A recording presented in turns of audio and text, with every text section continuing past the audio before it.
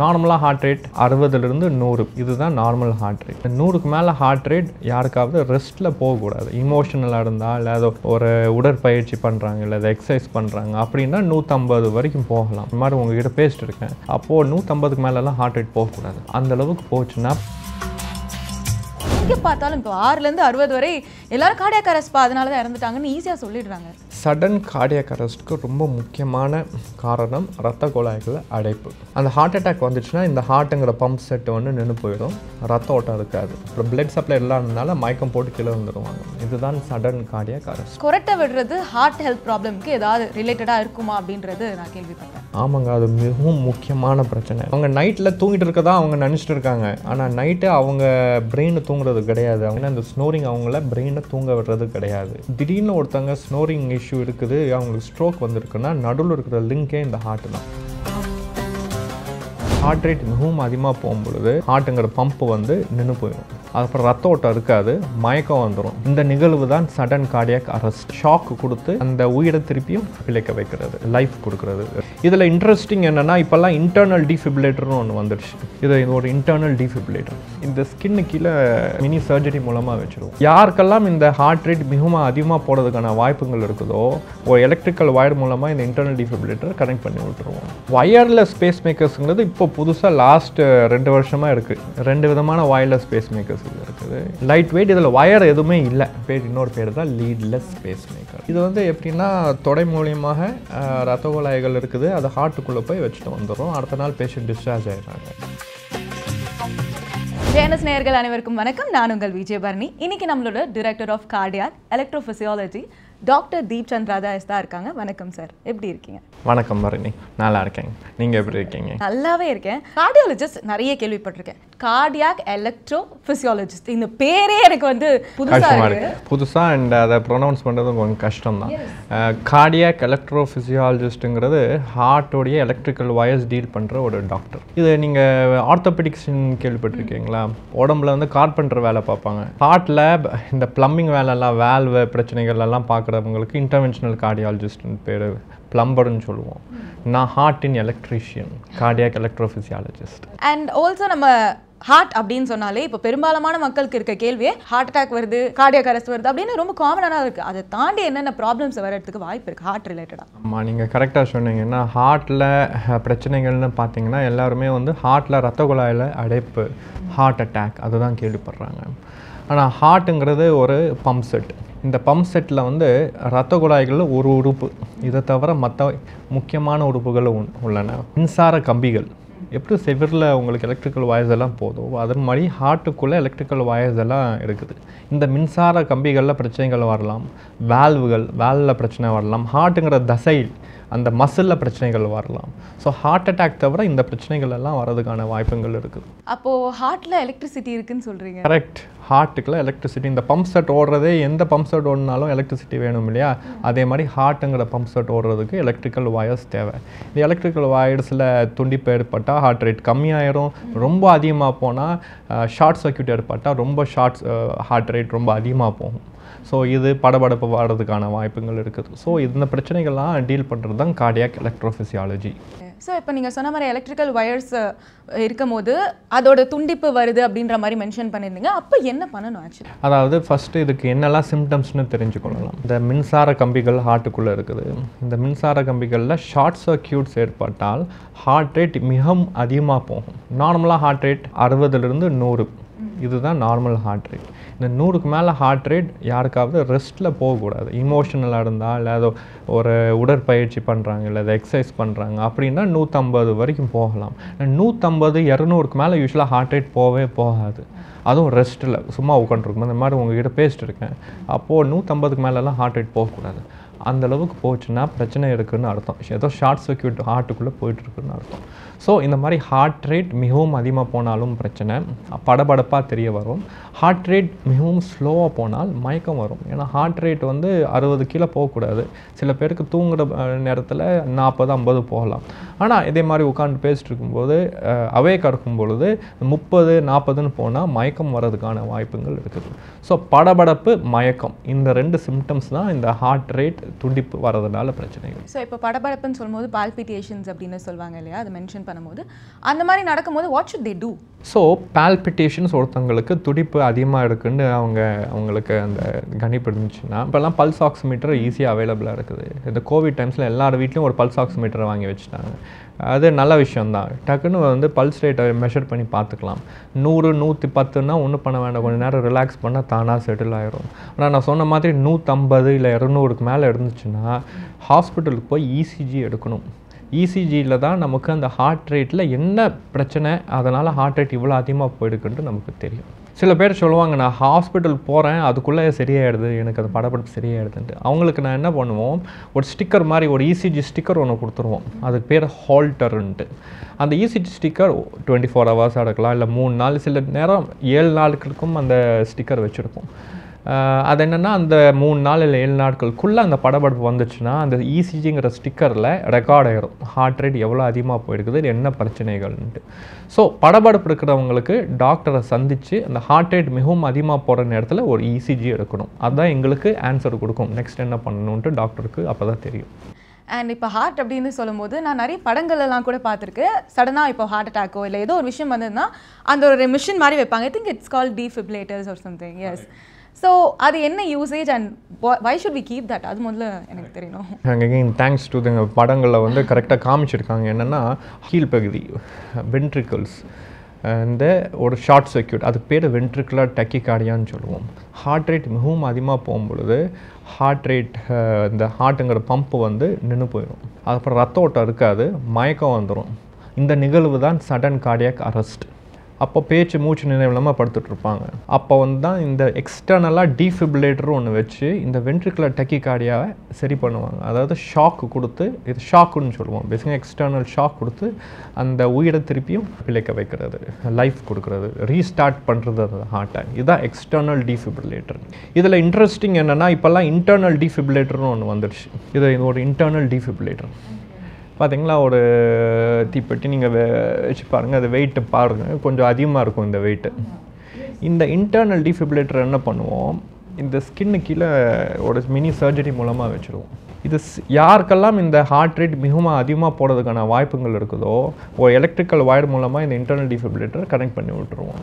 So யாருக்காவது தூங்குகிற நேரத்தில் heart rate ரொம்ப அதிகமாக போச்சுன்னா, இல்லை எதிர்பாராத நேரத்தில் ஹாஸ்பிட்டல் இல்லாத நேரத்தில் இந்த மாதிரி ஹார்ட் ரேட் மிகவும் அதிகமாக போச்சுன்னா, இது அந்த எக்ஸ்டர்னல் ஷாக் பதிலாக இதே ஷாக் கொடுத்து சரி பண்ணிடும், அந்த உயிரை வந்து காப்பாற்றிடும். ஸோ இதுக்கு பேர் தான் இன்டர்னல் டீஃபிபிரிலேட்டர். அண்ட் இதில் நான் நீங்கள் கொடுக்கும்போது தான் நோட் பண்ணேன், ஸ்மார்ட் ஃபோன் கனெக்டிவிட்டி அப்படின்ற மாதிரி போட்டிருக்கு. கரெக்ட். ஸ்மார்ட் ஃபோன் கனெக்டிவிட்டின்னு இதில் வந்திருக்கிற ஒரு டெக்னாலஜி வந்து இந்த டீஃபிபிரிலேட்டரில் ரொம்ப யூஸ்ஃபுல்லான டெக்னாலஜி. ஏன்னு கேட்டிங்கன்னா, கிராமத்துலேருந்து ஒருத்தர் வராரு, அவங்கன்னு இந்த டீஃபிபிரிலேட்டர் வைக்கிறோம். அவங்க பாவம் ஒரு 3 மாதத்துக்கு என்கிட்ட வந்து செக்கப் வந்துட்டு இருக்கணும். ஸ்மார்ட் ஃபோன் கனெக்டிவிட்டி மூலமாக ப்ளூடூத் மூலமாக அவங்க ஃபோனுக்கு இந்த ரிப்போர்ட் போயிடும். தினம் 24/7 அவங்க ஃபோனுக்கு போயிடும். சேட்டலைட் மூலமாக என்னோடய கம்ப்யூட்டருக்கு ரிப்போர்ட் வந்துடும். தினமும் இந்த ரிப்போர்ட் வந்துடும். ஸோ நான் அவங்கள வந்து ஒவ்வொருத்தரையும் என்கிட்ட வந்து காட்டணுன்னு அவசியம் இல்லை. இன்ஃபேக்ட் நான் அவங்கள வந்து ஃபாலோஅப்புக்கு கூப்பிட்றது கூட கிடையாது. ஏதாவது பிரச்சனைகள் இருந்தால் மட்டும் நீங்கள் வந்தால் போதும், இல்லாட்டி உங்கள் லோக்கல் டாக்டர் பார்த்து நீங்கள் சந்தித்து உங்களுக்கு ட்ரீட்மெண்ட் எடுத்துக்கலாம். இதில் ஏதாவது டீஃபிபிரிலேட்டர் ஷாக் அந்த மாதிரி ஏதாவது வந்துச்சுன்னா இமீடியட்டாக எனக்கு ரிப்போர்ட் வந்துடும். ஸோ இந்த ப்ளூடூத் டெக்னாலஜிங்கிறது அதுதான் இந்த ஸ்மார்ட் ஃபோன் கனெக்டிவிட்டி. இது வந்து டேரெக்டாக ஸ்மார்ட் ஃபோன் இந்த ப்ளூடூத்தில் கனெக்ஷன் கொடுக்குறது. இது புது ஃபெசிலிட்டி வந்திருக்குது. இதில் டீஃபிபிரிலேட்டர்ஸ் பற்றி பேசிகிட்டு இருக்கும்போது இப்போ மக்களுக்கே நிறைய தெரிய வருது. இப்போ எல்லாமே கூகுள்லேயே ஆகட்டும், ChatGPT கேட்டு பண்ணும்போது பேஸ் மேக்கர்ஸ், டாக்டர் எனக்கு அந்த பேஸ் மேக்கர் மட்டும் கொஞ்சம் வச்சு சர்ஜரி பண்ணிடுறீங்களா அப்படின்ற மாதிரியே பேஷண்ட்ஸ் வராங்க அப்படின்னு டாக்டர் சொல்லியும் கேள்விப்பட்டிருக்கேன். ஸோ பேஸ் மேக்கர்ஸ்னால் முதல்ல என்னென்னு மக்களுக்கு சொல்லிடுங்க, தெரியாத மக்களுக்கு, and how it is advanced. So இப்போ நான் உங்களுக்கு ஒரு டீஃபிபிரிலேட்டர் காமிச்சேன் இல்லையா, அதே மாதிரி தான் ஒரு பேஸ் மேக்கரை ஒரு தீப்பெட்டி சைஸில் ஐ வில் ஷோ யூ. இது என்னென்னா, ஹார்ட் ரேட் மிகவும் அதிகமாக போச்சுன்னா இந்த டீஃபிபிரிலேட்டர், ஹார்ட் ரேட் ரொம்ப ஸ்லோவாக போச்சுன்னு வச்சுக்கோங்க, 30, 20, அவங்களுக்கு இந்த மயக்கம் வரும். அவங்களுக்கு மருந்து மாத்திரனால இந்த ஹார்ட் ரேட் நம்மளால் சரி பண்ண முடியாது. இது ஏன் வருதுன்னா, ஹார்ட்டுக்குள்ளே இருக்கிற அந்த எலக்ட்ரிக்கல் வயர்ஸு அதில் துண்டிப்பு ஏதாவது ஏற்பட்டால் கட் ஆகிடுச்சுன்னா, ஏஜ் தான் ரொம்ப காமனான ரீசன். 50, 60, 70 வயசில் யாருக்கு வேணால் இது நடக்கலாம். அப்போ வந்து நம்ம வந்து ஹார்ட்டுக்குள்ளே ஒரு பேஸ் மேக்கர் ஒன்று வச்சுருவோம். ஹார்ட் எலக்ட்ரிக்கல் ஒயர் மூலமாக அந்த பேஸ் மேக்கரை கனெக்ட் பண்ணி விட்டுருவோம். இதுதான் அந்த பேஸ் மேக்கர். இது பார்த்தீங்கன்னா கொஞ்சம் லைட் வெயிட்டாக இருக்கும். இந்த டீஃபிபிலேட்டர் அளவுக்கு அந்த அவ்வளோ கனமாக இருக்காது. இது வந்து எப்படின்னா ஒரு எலக்ட்ரிக்கல் வயர்ஸ், இந்த ஒயர் பார்த்தீங்களா, இந்த ஒயர் மூலமாக இதை வந்து ஹார்ட்டுக்கு கனெக்ட் பண்ணி விட்டுருவோம். இது என்ன பண்ணுவோம், ஹார்ட் ரேட்டை 60 இல்லை 70 கீழே போக விடாது. அப்புறம் அந்த பர்டிகுலர் பேஷண்ட்டுக்கு வந்து அந்த மயக்கங்கிறது வராது. இது சர்ஜரி பண்ணி நம்ம இது ஒரு சர்ஜரி பண்ணி இந்த ஸ்கின் கீழே ஒன்று வச்சுருவோம். லெஃப்ட் டிப்பிக்கலாக பார்த்தீங்கன்னா லெஃப்ட் அல்லது ரைட் செஸ்ட்டில் காலர் போன் கீழே வச்சுருவோம். இது ஒயர் மூலமாக ஹார்ட்டுக்கு கனெக்ஷன் கொடுத்துருவோம். இதுதான் அந்த பேஸ் மேக்கர். இதுவும் ப்ளூடூத் மூலமாக நமக்கு கனெக்ஷன் வந்துடும் எனக்கு. அண்ட் இதுலேயே ஒயர்லெஸ் பேஸ் மேக்கர்னு ஒன்று இருக்குது இல்லையா, அதை பற்றி கொஞ்சம் எக்ஸ்பிளைன். ஒயர்லெஸ் பேஸ் மேக்கர்ஸுங்கிறது இப்போ புதுசாக லாஸ்ட் 2 வருஷமாக இருக்குது நம்ம இந்தியாவில் வந்து இருக்குது. இப்போது இந்த பேஸ் மேக்கர் உங்கள் கையில் இருக்குது இல்லையா, 2 விதமான ஒயர்லெஸ் பேஸ் மேக்கர்ஸ் இது இருக்குது. இதை நீங்கள் எடுத்து பாருங்களேன், பக்கா வெயிட்லெஸ்ஸாக இருக்குது. ஆமாம், இந்த ஒயர்லெஸ் பேஸ் மேக்கர்ஸுங்கிறது லைட் வெயிட், இதில் ஒயர் எதுவுமே இல்லை. இன்னொரு பேர் தான் லீட்லெஸ் பேஸ் மேக்கர். உங்கள் கையில் இருக்கிற மாதிரி இதை பார்த்தீங்கன்னா இந்த ஒயர்ட் பேஸ் மேக்கர்ஸும் கூட தீப்பெட்டி சைஸில் இருக்கும். இன்னொன்று கரெக்ட், இது வந்து அதுக்கும் சிறிதாக இது ரொம்ப ஸ்மால். இது வந்து எப்படின்னா தொடை மூலியமாக ரத்த குழாய்கள் இருக்குது, அது ஹார்ட்டுக்குள்ளே போய் வச்சுட்டு வந்துடும். அடுத்த நாள் பேஷண்ட் டிஸ்சார்ஜ் ஆகிடுறாங்க. இதில் வந்து எலக்ட்ரிக்கல் வயர்ஸ் எதுவும் கிடையாது, சர்ஜரி எதுவும் கிடையாது. ஸோ இது பேஷண்ட்டுக்கு ரொம்ப கம்ஃபர்டபுள். யாருக்கெல்லாம் அவசியப்படணும்னு நீங்கள் கேட்டிங்கன்னா, யாருக்கெல்லாம் இந்த சர்ஜரி வேண்டான்னு முடிவு எடுக்கிறாங்களோ, இல்லை இந்த பேஸ் மேக்கர்ஸ் கன்வென்ஷனல் ரொட்டீனாக வைக்கிற அந்த பேஸ் மேக்கர்ஸில் அந்த ஒயர் ரிலேட்டட் சில காம்ப்ளிகேஷன் சில பேருக்கு வரதுக்கான வாய்ப்புகள் இருக்குது. அதெல்லாம் தடுக்கிறதுக்கு இந்த ஒயர்லெஸ் பேஸ் மேக்கர்ஸ் புதுசாக வந்துருக்குது. எப்போல்லாம் ஹார்ட் ரேட் ரொம்ப கம்மியாக போகுதோ அந்த கண்டிஷன் பிராடிகார்டியான்னு சொல்லுவோம். அந்த ஹார்ட் ரேட் ரொம்ப கம்மியாக போச்சுன்னா இந்த மயக்கம் வரதுக்கான வாய்ப்புகள் இருக்குது. அவங்களுக்கு 2 சாய்ஸ் கொடுப்போம், இந்த ஒயர்டு பேஸ் மேக்கர்ஸ், இந்த ஒயர்லெஸ் பேஸ் மேக்கர்ஸ். அப்புறம் அவங்ககிட்ட டிஸ்கஸ் பண்ணிட்டு அவங்களுக்கு எது கரெக்டோ அதை நாங்கள் சாய்ஸ் கொடுப்போம். அதுக்கப்புறம் we will do the pacemaker. And also இப்போ பேட்டரி வைஸ் பார்த்தீங்கன்னா ஐ திங்க் இது பெருசாக இருக்கனால இதில் நிறைய இருக்கும், இதில் சின்னதாக இருக்கும் அப்படின்னு என்னோட கணிப்பு இருக்குது. இல்லை அப்படி கிடையாது. அது வந்து இது டெக்னாலஜி அட்வான்ஸ்மெண்ட் எப்படின்னா 2க்கும் ஒரே பேட்டரி தான். இது ஆல்மோஸ்ட் 10 வருஷம்னா அதுவும் 10 வருஷம் வரும். இது மினியேச்சர் பேட்டரி. இதுதான் ஆக்சுவலி பார்த்தீங்கன்னா வேர்ல்ட்ஸ் ஸ்மாலஸ்ட் பேஸ் மேக்கர் உங்கள் கையில் சிறுசாக வச்சுருக்கிறது. சரியா, இது டேரெக்டாக ஹார்ட்டுக்குள்ளே வச்சுட்டு வந்துடும். அதுக்கும் அதே பேட்டரி தான், 10 வருஷம், இதில் 10லேருந்து 15 வருஷம். அதுக்கப்புறம் என்ன பண்ணுவோம், அந்த பேஸ் மேக்கர் எடுத்துகிட்டு புதுசாக இன்னொன்று வச்சுட்டு வந்துடுவோம். இதெல்லாம் ஒரு என்ஜினியரிங்கோட மார்வல்ஸ். இதெல்லாம் இப்போ புதுசாக வந்திருக்கிறது. இதெல்லாம் hats off to the engineers who are doing this. இவ்வளோ விஷயங்கள் பண்ணியிருக்காங்க. ஸோ இன்னும் ஒரு 10-15 வருஷம் கழித்து பார்த்தீங்கன்னா நம்ம இந்த ஒயர் பற்றியே பேச மாட்டோம். எல்லாருமே இந்த ஒயர்லெஸ் பேஸ் மேக்கர்ஸ் வைக்கிறவங்களுக்கு எல்லாம் இதுதான் இருக்கும் பொதுவாக. ஸோ இதை பற்றி பேசும்போது ஆக்சுவலாக ஏஐ இப்போது வந்துட்டு இருக்கு. ஸோ ஹார்ட் கேர் எப்படி ஹெல்ப்ஃபுல்லாக இருக்கும்? Correct, very good question. ஏன்னா இந்த பேஸ் மேக்கர்ஸ்லேயே சில ஏஐ அல்காரிதம்ஸ் எல்லாம் இருக்குது. இதுக்கப்புறமும் அடுத்த 5 வருஷத்தில் ஏஐ அல்காரிதம்ஸ் நிறையா வந்துடும். இது டாக்டருக்கு ரொம்ப யூஸ்ஃபுல்லாக இருக்கும். நான் சொன்னேன் இல்லையா, இந்த ப்ளூடூத் மூலமாக எனக்கு கனெக்ட் ஆகிரும்ன்ட்டு. ஸோ எனக்கு வந்து ஆட்டோமேட்டிக்காக எனக்கு ரிப்போர்ட் வந்துடும், இந்த பேஸ் மேக்கரோட பேட்டரி இவ்வளோ இருக்குது, இன்னி இவ்வளோ இருக்குது, இதில் இந்த பிரச்சனைகள் எல்லாம் போயிட்டு இருக்குது. இந்த பேஸ் மேக்கர் மூலமாகவே நம்ம கண்டுபிடிச்சிடலாம் பேஷண்ட் ஹார்ட் ஃபெயிலியர் வருதா, ஹார்ட் ஃபெயிலியர் இல்லையா, அவங்க நுரையீரலில் தண்ணி தேங்கி நிற்குது ரொம்ப அதிகமாகதா இல்லையா. ஸோ இந்த மாதிரியான இன்ஃபர்மேஷன் ஏஐ மூலமாக எனக்கு தெரிஞ்சிடும். அதுக்கப்புறம் எனக்கு அது ஹெல்ப்ஃபுல்லாக இருக்கும். எனக்கு வந்து அந்த பேஷண்ட்டுக்கு கூப்பிட்டு ஃபோன் பண்ணி உங்களுக்கு மெடிசன்ஸ் கொஞ்சம் அதிகப்படுத்த வேண்டியது இருக்குது, நீங்கள் கொஞ்சம் வர வேண்டியது இருக்கும். அந்த மாதிரி யூஸ்ஃபுல்லான டிப்ஸ் என்னங்கனால doctors can give to patients with AI.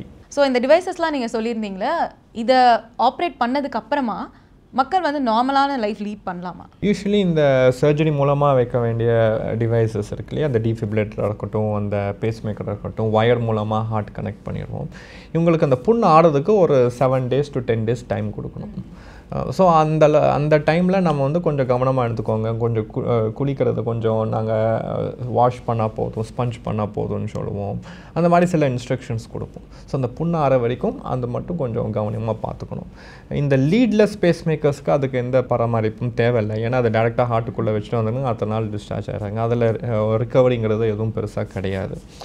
ரெண்டாவது முக்கியமானது வந்து இந்த பேஸ்மேக்கர்ஸ் யூஸ்வலாக இந்த ஸ்கின்னு கீழே வைக்கிறவங்களுக்கு இந்த ஃபோனை வந்து பக்கத்தில் கொண்டு போக வேண்டாம்னு சொல்லுவோம். எப்போவுமே ஒரு ஹாஃப் ஸ்கேல் டிஸ்டன்ஸ். நம்ம பாக்கெட்டெல்லாம் பொதுவாக பார்த்தீங்கன்னா லெஃப்ட் சைடில் தான் பாக்கெட் இருக்கும். கரெக்டாக அந்த பாக்கெட் இருக்கிற இடத்துல தான் பேஸ்மேக்கர் நாங்களும் வைப்போம்.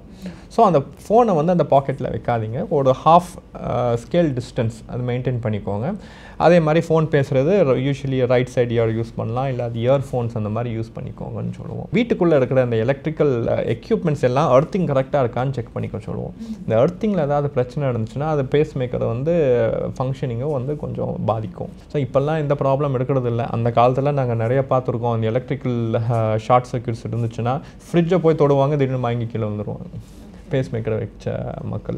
ஸோ என்னென்னா அந்த ஃப்ரிட்ஜில் எர்த்திங் ப்ராப்ளம் இல்லைன்னா அதை டேரெக்டாக எலக்ட்ரிக்கல் சப்ளை பேஸ்மேக்கருக்கு கட் பண்ணிடும்.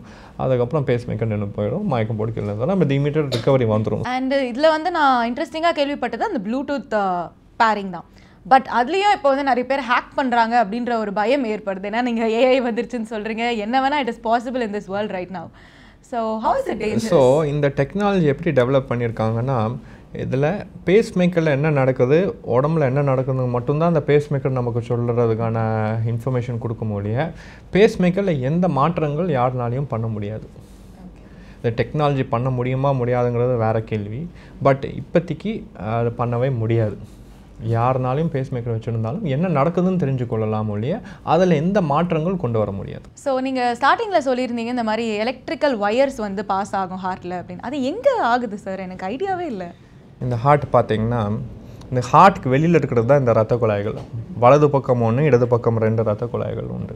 இந்த ரத்த குழாய்கள் தான் இந்த ஹார்ட்டின் தசைக்கு பிளட் சப்ளை கொடுக்குறது. இதில் ரத்த குழாயில் பிளாக்கேஜ் வந்தால் தான் ஹார்ட் அட்டாக்னு நம்ம கேள்விப்பட்டிருக்கோம். அந்த ஹார்ட் அட்டாக் பிரச்சனை வரதெல்லாம் இந்த ஹார்ட்டை நான் இப்போ கொஞ்சம் ஓப்பன் பண்ணி காட்டுறேன். இதுக்குள்ளே பார்த்தீங்கன்னா வால்வுகள் இருக்குது, எலக்ட்ரிக்கல் வயர்ஸ் இதுக்குள்ளே தான் இருக்குது. கருப்பு கலரில் தெரியுது இல்லையா, இந்த எலக்ட்ரிக்கல் வயர்ஸ். இந்த எலக்ட்ரிக்கல் வயர்ஸ் நான் சொன்ன மாதிரி எப்படி ஒரு செவருக்குள்ளே எலக்ட்ரிக்கல் வயர்ஸ் போகுதோ அதே மாதிரி இந்த ஹார்ட்டின் தசைக்குள்ளே இந்த எலக்ட்ரிக்கல் வயர்ஸ் போகுது. இந்த ஹார்ட்டுங்கிற பம்ப் செட்டுக்கு இதுதான் எலக்ட்ரிக்கல் சப்ளை. இந்த எலக்ட்ரிக்கல் சப்ளையில் பிரச்சனை இருந்துச்சுன்னா இந்த ஹார்ட்டுக்குங்கிற பம்பு ஒழுங்காக வேலை செய்யாது. ஸோ இந்த எலக்ட்ரிசிட்டிங்கிறது ரொம்ப இம்பார்ட்டன்ட். சொன்ன மாதிரி ஷார்ட் சர்க்யூட்ஸ் ஏற்பட்டால் மிகவும் அதிகமாக துடிப்பு வரும். ரொம்ப ஸ்லோவாக இந்த துண்டிப்பு எதை ஏற்பட்டுச்சுன்னா ஹார்ட் ரேட் ரொம்ப ஸ்லோவாகிடும். அதுக்கப்புறம் மயக்கம் வர்றதுக்கான வாய்ப்புகள் இருக்குது.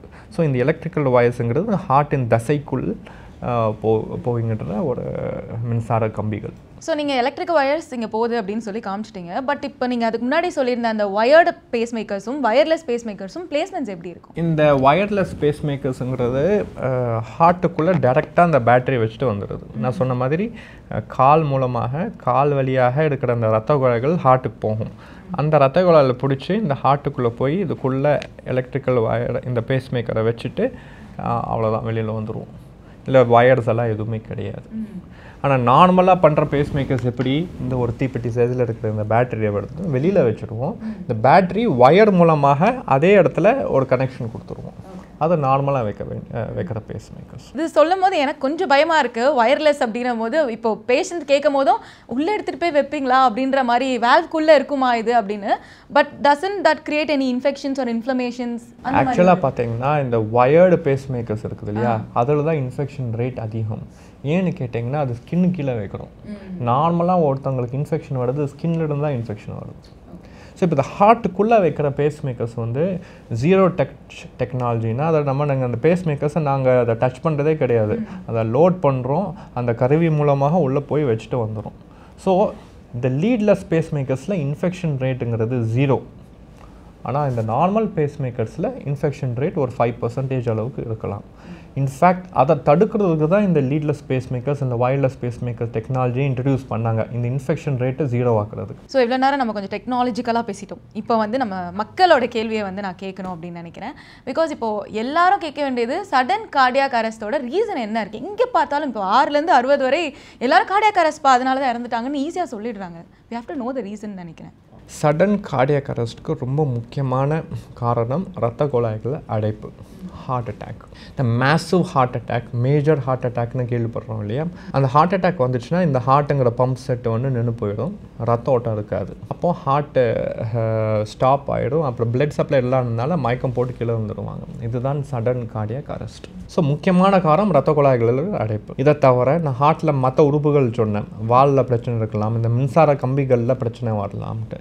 Electricity short circuits, ventricular tachycardia, அது ரெண்டாவது முக்கியமான காரணம். அப்போ தான் இந்த டீஃபிபிலேட்டர் கொடுத்து அந்த உயிரை திருப்பியும் காப்பாற்றுறது.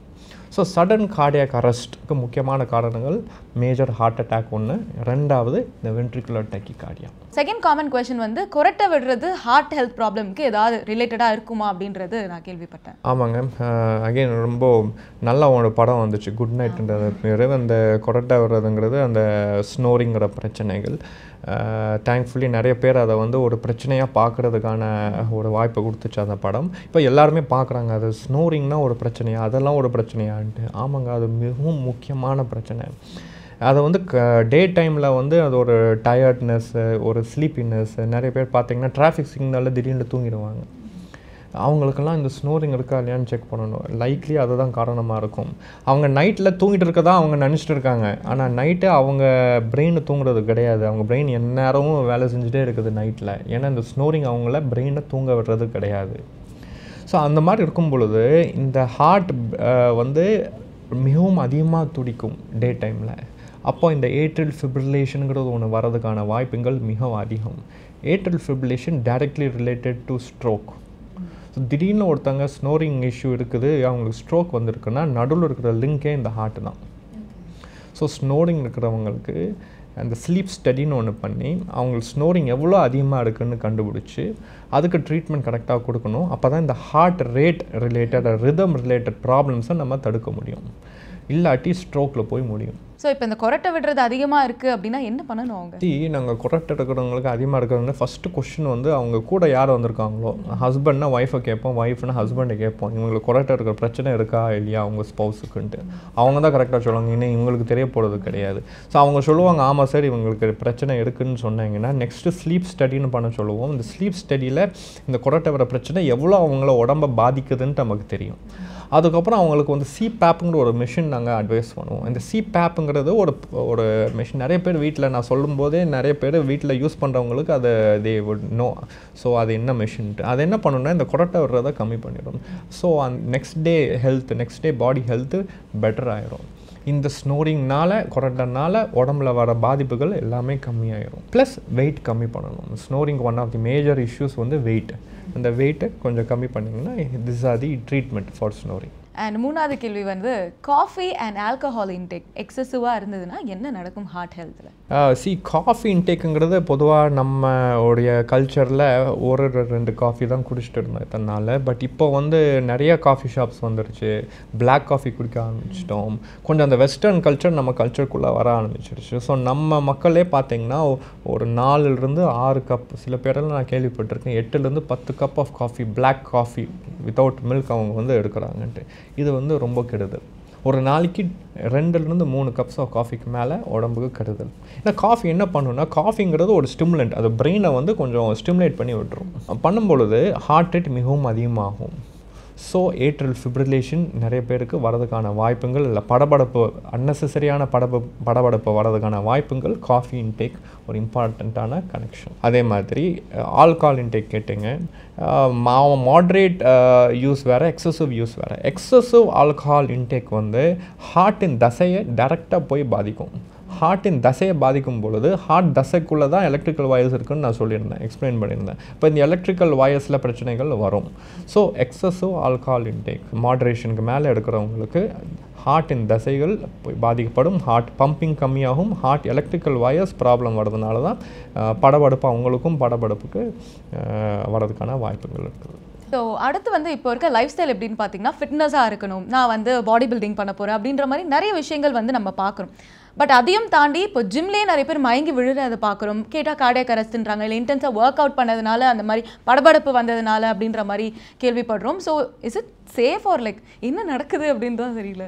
ஜிம்முங்கிறது ரொம்ப நல்ல விஷயந்தான். பட் வந்து ஜிம்முக்கு போகிறதுக்கு முன்னாடி ஒரு 35 வயசு ஸ்பெஷலி அந்த இருக்கிறவங்களுக்கு ஃபஸ்ட்டு அவங்க ஹார்ட் ஹெல்த்தை செக் பண்ணிட்டு தான் ஜிம்முக்குள்ளே போகணும். 35 வயது வரைக்கும் அவங்க ஜிம் பக்கமே போகல, திடீர்னு நான் ஜிம்மு பக்கம் போய் நான் வந்து இதை பண்ண போகிறேன் அதை பண்ண போகிறேங்கிறது that is not correct. First அவங்களுடைய டாக்டர் பார்த்து ஃபேமிலி ஹிஸ்ட்ரி என்னென்னு கேட்டு தெரிஞ்சுக்கணும். உடம்புல எவ்வளோ கொலஸ்ட்ரால் இருக்குது, அவங்களுக்கு அந்த ட்ரெட்மில் டெஸ்ட் பண்ணி ஹார்ட்டில் ஏதாவது ரத்த குழாய்களில் அடைப்புகள் இருக்கா இல்லையா, சிடி ஸ்கேன் மூலமாக இதெல்லாம் தெரிஞ்சுக்கலாம். இப்போல்லாம் கால்சியம் அதிகமாக இருக்கா இல்லையா ஹார்ட்டில், இந்த பிரச்சனைகள் எல்லாம் இருக்கா இல்லையான்னு தெரிஞ்ச பிறகு நீங்கள் ஜிம்முக்கு போய் ஜாயின் பண்ணுங்கள், எந்த பிரச்சனையும் இல்லை. ஆனால் இதெல்லாம் தெரியாமல் டைரெக்டாக ஜிம்முக்கு போய் பண்ணுறவங்களுக்கு தான் சில பேரில் இந்த நம்ம கேள்விப்படுறோம். இன்னொரு வந்து எக்ஸசிவ் ஜிம்மு பண்ணுறவங்களுக்கு என்ன எதுக்கு பண்ணுறாங்க, சில பேர் பாடி பில்டிங் எல்லாம் பண்ணுறாங்க. அப்போ வந்து உடம்புல வந்து அந்த மசில்ஸை அதிகமாக்குறதுக்கு பண்ணுறாங்க. உடம்புங்கிற மசில்ஸுங்கிறது ஹார்ட்டும் ஒரு மசில் தானே. ஸோ வெளியில் இருக்கிற அந்த மசில்ஸ் பைசப்ஸ் எல்லாம் பில்ட் பண்ணுறாங்க, நிறைய பியூட்டிஃபுல்லாக இருக்குது பைசப்ஸ், செஸ்டெல்லாம் பயங்கரமாக டெவலப் பண்ணிக்கிறாங்க. பட் அவங்க ஞாபகம் வச்சுக்க வேண்டியது என்னென்னா ஹார்ட்டுக்குள்ளே இருக்கிற மசிலும் அதோடைய சைஸும் இன்க்ரீஸ் ஆகும். ஹார்ட்டும் ஒரு தசை தான், அதோடைய சைஸ் அதோடைய வீக்கம் அதிகமாகும் பொழுது இந்த வென்ட்ரிகுலர் டெக்கிகார்டியா ஷார்ட் சர்க்யூட்ஸ் வர்றதுக்கான வாய்ப்புகள் இருக்குது. ஸோ அதுக்கு என்ன பண்ணணும் பண்ணக்கூடாதுன்னு நான் சொல்ல வரல, அதை வந்து ரொம்ப மாட்ரேஷனாக பண்ணணும். அது ரொம்ப லாங் டேர்மில் அதெல்லாம் பில்ட் பண்ணணும். சின்ன வயசுலேருந்து பண்ணிருந்தவங்களுக்கு பிரச்சனை கிடையாது, திடீர்னு எடுத்து நான் வந்து மசிலை பில்ட் பண்ணுறேன்னு சொல்கிறவங்களுக்கு தான் பிரச்சனை. ப்ளஸ் அதுக்கான என்ன உணவுகள் நீங்கள் சாப்பிட்றீங்கிறது ரொம்ப இம்பார்ட்டண்ட். கொஞ்சம் சப்ளிமெண்ட்ஸ் எல்லாம் கொஞ்சம் அவாய்ட் பண்ணிவிட்டு கொஞ்சம் ஹெல்த்தியான உணவுகளை எடுத்து அதுக்கப்புறம் மசில்ஸ் பில்ட் பண்ணுறதுங்கிறது it is a more healthier option. Since we are talking about the protein powders, இப்போ வந்து வே ப்ரோட்டீனை தாண்டி பிளான்ட் ப்ரோட்டீன் நிறைய எடுக்க ஆரம்பிச்சிட்டாங்க. இன்டேக் வந்து அந்த மாதிரி மாறிடுச்சுன்னு நினைக்கிறேன். Is it safe? இது ஒரு ரஃப்பான கால்குலேஷன் தான், பட் ரொம்ப யூஸ்ஃபுல்லான கால்குலேஷன். உங்கள் ப்ரோட்டீன் இன்டேக் ஒரு நாளைக்கு எவ்வளோ இருக்கணும்னா 70 கிலோனா உங்களுடைய ப்ரோட்டீன் இன்டேக் 70 கிராமாக இருக்கிறது நல்லது. அதை வந்து 100 கிராம் இல்லை 150 கிராம் போகும்பொழுது தான் பிரச்சனை. அதை உடம்பு ஹேண்டில் பண்ணாது அவ்வளோ ப்ரோட்டீன்ஸ். அப்போ தான் பிரச்சனை இல்லை, கிட்னியில் ஸ்டோன்ஸ் வர பிரச்சனை, கிட்னி பிரச்சனைகள், இந்த எக்ஸசிவ் ப்ரோட்டீன்ஸ் தான் பிரச்சனை கொடுக்குறது. ரெண்டாவது குவாலிட்டி ஆஃப் ப்ரோட்டீன்ஸ் என்ன வேணால் எடுக்கலாம், பிளான்ட் ப்ரோட்டீன்ஸ், வே ப்ரோட்டீன்ஸ், அனிமல் ப்ரோட்டீன்ஸ் என்ன வேணால் எடுக்கலாம், ஐ டோன்ட் அப்ஜெக்ட். பட் அதில் எதுவும் கலவையும் எடுக்காமல் பார்த்துக்கணும். ஸ்டெராய்டுங்கிற கலவை ரொம்ப காமனாக நாங்கள் பார்க்குறோம். ஒரு ப்ராப்பரான ஃபுட் சர்டிஃபிகேஷனோடு இருக்கிற அந்த ப்ரோட்டீன்ஸை தாராளமாக யூஸ் பண்ணலாம். அது நான் சொன்ன லிமிட்டட் குவான்டிட்டியில் யூஸ் பண்ணால் பிரச்சனைகள் இல்லை. இதுக்கு தொடர்ச்சியாக வந்து இப்போது ஹார்ட் ஃபெயிலியர் இருந்த பேஷண்ட்ஸ் வந்து எவ்வளோ தண்ணி குடிக்கணும் அப்படின்ற ஒரு விஷயம் எல்லாரும் பெரும்பாலுமாக கேட்டிருக்காங்க அப்படின்னு நினைக்கிறேன். நார்மலாக பேஷண்ட் வந்தாலே நான் ஹார்ட் பேஷண்ட்னாலே தண்ணி கம்மியாக குடிக்கணுமா டாக்டர்னு கேட்பாங்க. ஆமாம், பொதுவாக மக்களுக்கு எல்லாருக்கும் நம்ம சொல்கிறது வந்து ஹார்ட் பம்பிங் நார்மலாக இருந்தால் அந்த ஹார்ட் வாட்டர் கம்மி குடிக்கணும்னு அவசியமெல்லாம் இல்லை. ஹார்ட் பம்பிங் நார்மலாக இருந்தால் பிரச்சனைகள் கிடையாது. ஆனால் உங்கள் ஹார்ட் பம்பிங் கம்மியாகிடுச்சு, நார்மலாக இருக்கிற பம்பிங் 60% 70% நார்மல் ஹார்ட் பம்பிங், அந்த ஹார்ட் பம்பிங் 30% இல்லை 20 அந்த மாதிரி கம்மியாயிடுச்சுன்னா உடம்புல அந்த ஹார்ட்டுங்கிற பம்பும் வந்து ஒரு லோடு தான் எடுக்கும். அதாவது 1 லிட்டர்லேருந்து 1.5 லிட்டர் பர் டே. அதுக்கு மேலே தண்ணி குடித்தாங்கன்னா அவங்களுக்கு மூச்சு இழப்பு வரதுக்கான வாய்ப்புகள் மிக அதிகம். ஸோ எப்பவும் நாங்கள் சொல்கிறது அந்த 1 லிட்டர்லேருந்து 1.5 லிட்டருக்குள்ளே தண்ணி வந்து ஒரு நாளைக்கு ரெஸ்ட்ரிக்ட் பண்ணிக்கணும், கம்மி பண்ணிக்கணும். ஹார்ட் ஃபெயிலியருக்கு தான், எல்லா ஹார்ட் பேஷண்ட்ஸ்க்கும் கிடையாது. அடுத்த லைஃப் ஸ்டைல் ஜிம்முக்கு தாண்டி வந்து இப்போ யோகா வந்து நிறைய பேர் வந்து ப்ராக்டிஸ் பண்ணிட்டு இருக்காங்க. ஸோ அது எந்த அளவுக்கு ஹார்ட்டுக்கு நல்லது அப்படின்னு நீங்கள் சொல்லுங்கள்? யோகாவோடைய அந்த செட்டப், அந்த ஸ்ட்ரக்சரே பார்த்தீங்கன்னா ஸ்லோ அண்ட் ஸ்டெடி தான் அவங்களுடைய ப்ராக்ரஸ். ஸோ யோகா வந்து ஹார்ட் ஹெல்த்துக்கு ரொம்ப முக்கியம். நாங்களே டாக்டர்ஸ் நிறைய பேருக்கு நாங்கள் அட்வைஸ் பண்ணுறோம். இல்லை ஸ்பெஷலி யோகாங்கிறது இதில் ப்ரீதிங்கும் ரொம்ப important part of yoga. All yogasanas எடுக்கட்டும், அந்த ப்ரீதிங்லேயும் நிறைய எம்ஃபசைஸ் பண்ணுறாங்க. இந்த ப்ரீதிங் வந்து என்ன பண்ணணும்னா ஹார்ட்டில் ஒரு முக்கியமான ஒரு நரம்பு, ஹார்ட்டுக்கு சப்ளை பண்ணுற நரம்பு வேகல் நரம்புன்ட்டு, வேகஸ் நர்வுன்ட்டு, இதை வந்து அதை ஸ்டிமுலேட் பண்ணும். இந்த வேகஸ் நரம்பு வந்து ரொம்ப ஸ்ட்ராங்காக இருந்தால் ஹார்ட் ஹெல்த் ரொம்ப ஸ்ட்ராங்காக இருக்கும், எந்த பிரச்சனைகள் இருக்காது. ஸோ யோகாசனாஸ் ஹார்ட்டுக்கு ரொம்பவுமே உதவும். அதில் ஸ்பெஷலி 2 யோகாசனாஸ் நான் எடுத்து சொல்லணுன்னா, ஒன்று பிராணாயாமா ப்ரீதிங் எக்ஸசைசஸ். ஏன்னா இந்த வேகஸ் நர்வை அதை ஸ்டிமுலேட் பண்ணும். இன்னொன்று வந்து டாடாசனான்ற ட்ரீ போஸ்ட் நீங்கள் கேள்விப்பட்டிருப்பீங்க. ட்ரீ போஸ்ட் அது வந்து என்ன பண்ணணும், கால் இருக்கிற ஒரு ஹார்ட், கால்லையும் ஒரு ஹார்ட்டுன்னு நாங்கள் சொல்லுவோம், ஒரு பெரிஃபரல் ஹார்ட். அதை நீங்கள் கேள்விப்பட்டிருக்கீங்களான்னு தெரியல. அது அந்த காஃப் மசில்ஸ்ன்னு சொல்கிறாங்க இல்லையா, அந்த காஃப் மசில்ஸ் தான் உடம்புல ஒரு பெரிஃபரல் ஹார்ட், அதாவது ஒரு ரெண்டாவது ஹார்ட், ஒரு ஹியூமனுக்கு ஒரு ரெண்டாவது ஹார்ட் மாதிரி. அந்த காஃப் மசில்ஸை ஸ்ட்ரென்தன் பண்ணுறது தான் இந்த ட்ரீ போஸ்ட் டாடாசனா. அது ரொம்ப முக்கியமானது. இந்த யாருக்கெல்லாம் இந்த டாடாசனா, இந்த peripheral heart or second heart ஸ்ட்ராங்காக இருக்குதோ அவங்களுக்கு இந்த மயக்கமெல்லாம் வர்றதுக்கான வாய்ப்புகள் கம்மி. அதை ஸ்ட்ரென்தன் பண்ணுறது தான் இந்த டாடாசனாங்கிறது, ட்ரீ போஸ்ட். ஸோ இந்த பிராணாயாமா, டாடாசனா, இந்த ஸ்பெசிஃபிக்லி ஹார்ட் ஹெல்த்துக்கு இது ரொம்ப முக்கியம். ஸோ இப்போ இந்த ஹார்ட் அண்ட் ஸ்ட்ரோக் இது ரெண்டுமே கனெக்டடாக இருக்குது அப்படின்னு சொல்கிறாங்க. ஹார்ட் அண்ட் பிரெயினுக்கு ஒரு முக்கியமான கனெக்ஷன் இந்த நோய்கள் மூலமாக நான் சொல்கிறது. அதாவது ஸ்ட்ரோக் வந்து ஹார்ட் ரேட் மிகவும் அதிகமாகச்சுன்னா அதுக்கு ரொம்ப காமனான ஒரு ரிதம் ப்ராப்ளம் ஏட்ரியல் ஃபிப்ரிலேஷன். இந்த ஏட்ரியல் ஃபிப்ரிலேஷன் நடக்கும் பொழுது என்ன ஆகும், ஹார்ட் ரேட் 150-200க்கு போயிடும்.